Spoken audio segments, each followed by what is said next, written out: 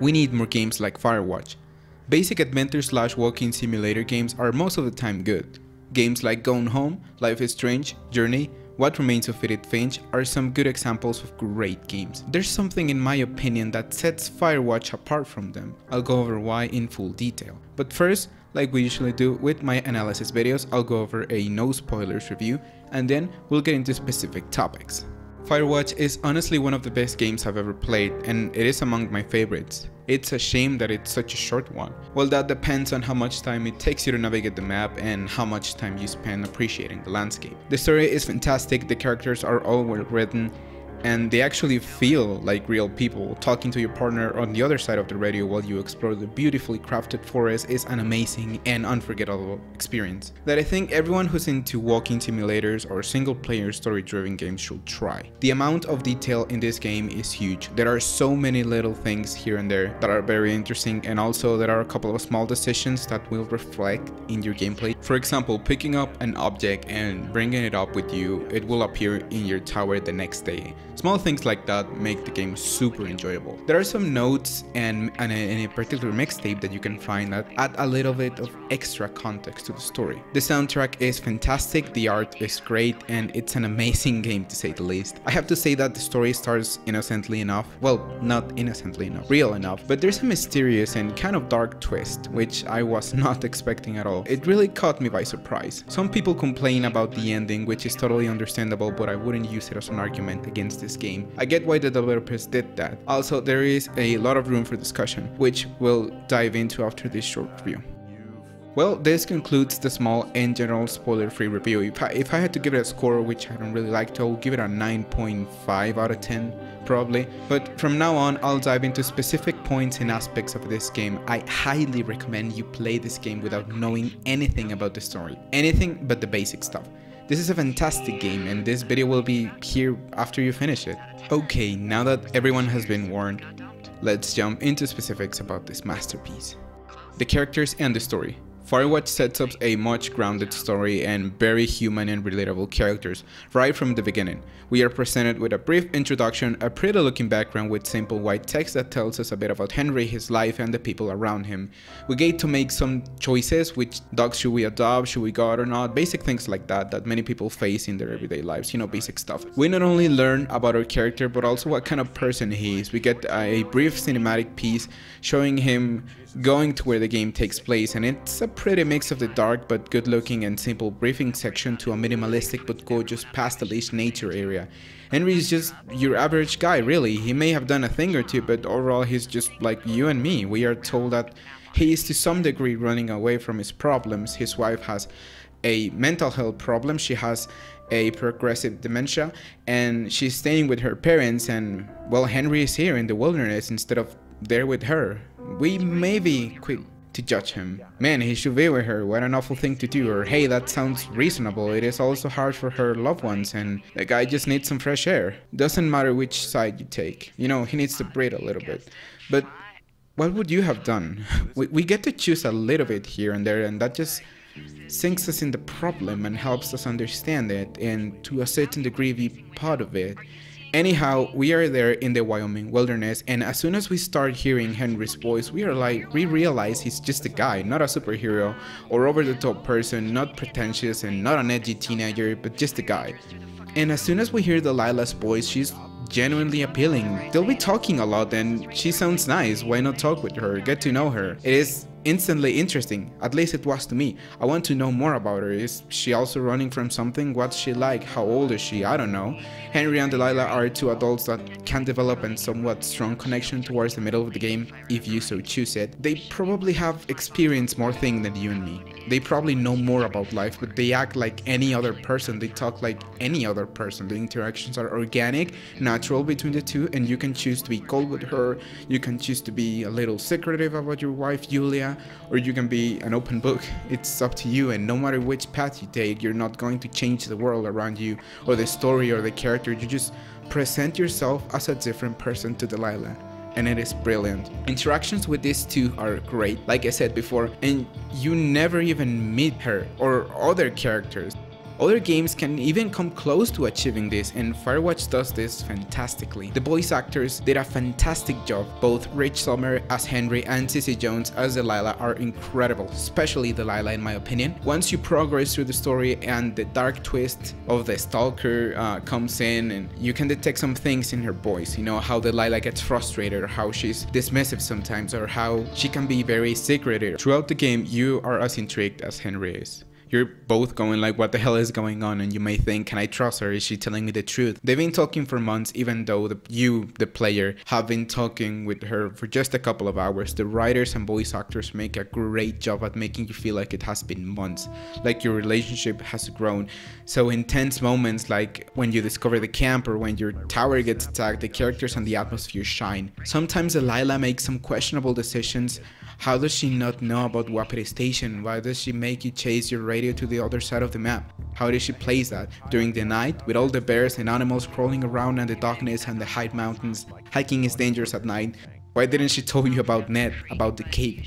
She has been a lookout for several years and she does this sort of things. What about the teenagers? Are we really meant to believe that drunk teenage girls cut high tension cables, trash a lookout tower, which Delilah would have been perfectly able to witness from her tower? She's a liar, she's ashamed, and she has had communication with Ned for a while. She knows that he has been living in the forest for a while, but decides not to tell you. Why? Why does she leave all of a sudden without wanting to meet the guy she has been talking to for months? Who knows about her personal stuff, who knows about her? She has been kind of open to Henry. Delilah is an interesting person with a drinking problem and a sarcastic humor, and interacting with her makes you feel a bunch of different things. It is up for interpretation, of course, just like meeting any other person in real life. One thing I do want to point out is that I do believe Delilah is honest with us after we find Brian's body in the cave. I think she legitimately did not know he was dead. You can witness a mood swing, regret, fear, stress in her voice. I'm not saying this is an excuse for manipulation and lies and being an accomplice to hiding a death and spreading a dangerous fire that started because of those lies and manipulation. I'm just saying that in that situation, the curtain is lifted and we can hear truth out of her mouth. Everyone is ashamed in Firewatch, Delilah for lying and manipulating and hiding the death of a young boy, Ned for letting his son die, a military man let his own son die under his supervision. Accident or not, he's ashamed nevertheless, and Henry leaving his wife behind, trying to escape reality and life. Henry, on the other hand, is a calm man. We get hints of his personality and maybe a drinking problem, and since we are told he got a DUI during the introduction of the game and you know that he has been drinking alone, he may be conflicted as well. His relationship with his wife becomes dysfunctional as Julia unfortunately gets early dementia, which develops into Alzheimer's disease. And that's part of the reason why Henry is where he is, to escape. Henry takes a job in the wilderness of the Two Forks lookout, but sometimes he regrets his decision. When Henry is just walking in the forest, regretting his decision and just feeling guilt because he left his wife behind, but peace at the same time, I just 100% relate to him. Sure, my problems are not as hard as having a wife with a strong mental illness, but it just teleported me back to summer having a cigarette outside, thinking, did I make the right choice? Sometimes we can find subtle details that supports his regret. Sometimes the photo of him and his wife is facing down. Sometimes he's not wearing his wedding ring. We have to manually pick it up and manually position the photo in order to remind him that he still has someone back home. It is up to us. We can simply choose to move on, try to move on by developing a more close relationship with our partner on the other end of the radio, and often reality is disappointing or vision constantly gets clouded, and when the cloud disappears we are left facing the hard truth that there are no stars in the sky. Henry to me seems like someone who kind of knows what he wants but also lets itself go with the flow. He can be determined and have a high moral, but sometimes just ultimately he seems confused, lost and lonely. At first the story takes your hand, but it really lets you think and make up theories and analyze what is going on. Even if you figure out that Delilah is lying to you by telling you she hiked a long distance to give you an old radio that is not tapped when the only thing she did was set it to a different frequency, or how did she not know about Wapiti Station, or how supposedly drunk teenage girls cut electricity cables. Henry is the one in the woods hiking, not us, and while we can figure it out the first time we play it, the idea is generally to not to. I think that was the intention. We're not supposed to know it and let it be a surprise. Like if we were Henry, we have time to meditate it out the end, just as Henry will meditate what happened when he gets home. It's a journey that both the player and Henry share, and it is fantastic. The atmosphere. Set in the Wyoming wilderness from the very beginning, Firewatch sets up a pretty calm, natural, and relaxing atmosphere. It lets you know that you're away from home, but by the time you play for a couple of hours, it feels like home. Warm, friendly, and happy. The lookout tower plays an important role in the atmosphere. It's supposed to be a temporary home, but once again, it turns out into a lovely personal space. We can see lots of bits and pieces and unique items like Henry's wedding ring, Henry's picture with Julia, food and drinks here and there, and many other things we may collect along the way, a small turtle, a cassette, and various notes. The color palette is easy on the eyes, is very warmy and summery and comfy. The colors are all amazing. There's a switch in a particular day where it kind of turns green and it's very nice looking, as well as a dark cave section. It's a place that invites you, that incites you to start exploring. It's also so mysterious and lonely, yet happy and peaceful at the same time. You can find many interesting places in Firewatch, from the mysterious and creepy cave at Wapiti Station, to the abandoned campgrounds and cabins, to beautiful empty areas or areas full of trees, rivers, etc. And Delilah even provides extra context for some of these locations. Even paths will become familiar because you have to do a lot of tracking and backtracking and all that. And using the map and the compass, both physical, to move around the map is a fantastic touch. It's great. When your tower gets attacked and from there forward, it also sets an uneasy and strange atmosphere. You feel watched, followed.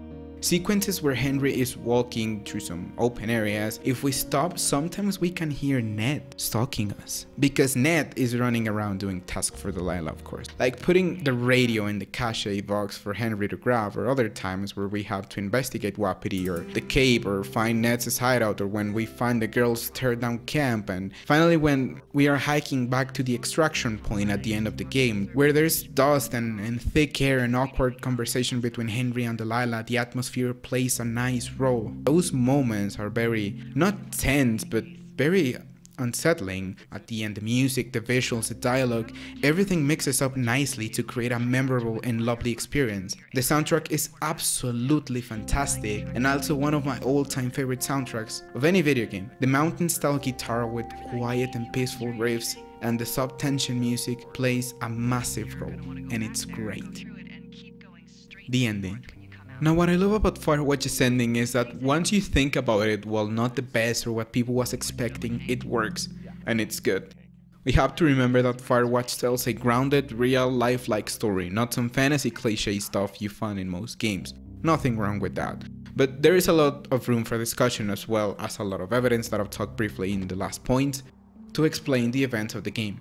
Characters are complex, and that is up for interpretation, but here is a general explanation of things. Like I said in the past, Delilah is a liar. First of all, she lies about Wapiti Station and about Ned. Her tower has a pretty good view, so she can spot Henry through most of the areas of the map. She clearly has a side of Wapiti Station. She can clearly see the fence from up there. She knows that there's a crew of firemen taking care of some fires south, and that there's a group of scientists and biologists that come every single year. Rightly so, it is her job to know things. It's her job to watch, yet she doesn't know that there is a chain link fence right there. She can spot it from her tower. She also knows about Ned's presence in the forest. Going back to the spot of her tower, she could have been able to see Ned numerous amounts of times. She knows him, and she has had communication with him. How so? She used Ned to place Henry's new radio in the supply box in the south part of the map. A long hike across Henry's tower. How is it possible that she hiked all the way from her tower to the most faraway point of the map at night in such a short time without Henry noticing? Well, she could have also told Henry to simply tune into a different channel. Instead, she used the radio line with him. She has been a ranger for 10 years, and let's not forget that, 10 years. She also used Ned to fake the spy setup at the station after discovering the fence. She sends Henry all the way down the river, how convenient, giving Ned enough time to make the fake setup, while also wildly suggesting to burn the place down. Why? It's her job to prevent that. She also used Ned to cut down the electricity cables and trash the teenage girl's campsite, since they mentioned a man, but it wasn't Henry, it wasn't a bear. Who else? Plus, are you seriously trying to tell me that drunk teenagers can cut down elevated electricity wires? She's a good liar. Speaking of lies, let's continue. Delilah knows about Ned, right? And she also knew his son, Brian Goodwin. At the very end of the game, when you report Brian's corpse to her, she, for the first time, and I believe this is true, sounds shocked, sounds disturbed, sounds ashamed, sounds frustrated. Why? Because she legitimately did not know that Brian was dead. And whose fault was it? Ned's, of course. But she has been communicating with Ned, but she legitimately did not know that Brian was dead. And that's why she doesn't want to tell the authorities, because if they investigate, they'll discover that Ned has been living in the forest for a while, that Brian has been missing for a while, and that she and Ned have been communicating for a while. The authorities will take it like she was hiding Brian's body along with Ned. She shows remorse, she feels guilty, and that's why she considers not telling the police about Brian's body in the cave. Who will doubt that? There's also that call she had with someone which Henry overheard, which she never wants to talk about it, and she gets mad when you ask. She's very defensive when you ask about a lot of things.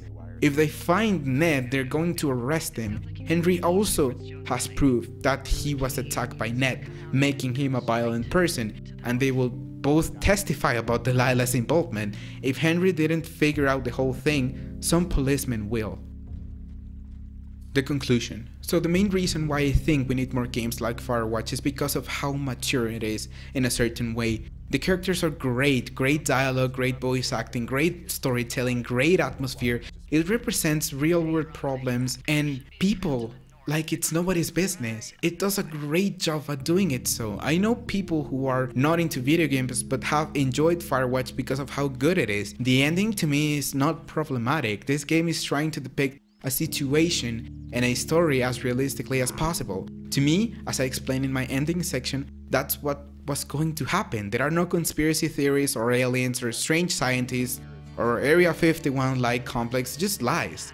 Desperate lies. There is no friend or possible companion or acquaintance at the other end of the radio, just someone as lonely and as sad as Henry is. Only with more nerve to make things up. There is no super secret murder story, just a depressed father who deeply regrets not saving his son. It was an accident. Both should have been more careful. There's no mysterious and unique kid, it was just a regular young boy. Henry is not a tough and dark and edgy video game protagonist with the highest moral standard or physique. He's just an average guy at his late 30s with a little excess weight who was just trying to escape his life for a couple of months, who was feeling overwhelmed by everything and just needed some fresh air. There are no crazy teenagers or bears attacking people, just a couple of girls who had too much to drink but didn't do anything wrong. Firewatch tells its story in a mature, light, digestible way, and it doesn't need a fantastic story aspect or perfect characters or incredible mind-blowing setting, just a grounded lifelike story in characters, an enjoyable, warm and cozy setting, and some nice and relaxing music. What instantly comes to mind when I play Firewatch is human relationships. Delilah was not counting on the relationship that she would establish with Henry. Henry was not counting on the relationship he would establish with Delilah, either a romantic or simply a friendship, you know. Neither of them was counting on human chemistry, neither was Ned. Whether we decide to not hit on Delilah and stay true to Julia or do the opposite, the ending isn't less sad. Why Delilah decided not to face Henry? She's ashamed of having lied to Henry because of her lies led to Henry finding Brian's body. It's kind of her fault and she's going to get in trouble for it. Lying is never good and we can see why here. And that's why Firewatch's ending is very intriguing yet real, because that's what would happen in real life. That's something someone would do in real life. She's scared, she's afraid, and she's ashamed. Doesn't matter how much we think we know Delilah. That was just a couple of months and she lied a lot. We don't really know her, and the game makes a really good job at making us believe we do, but we don't. Just like in real life.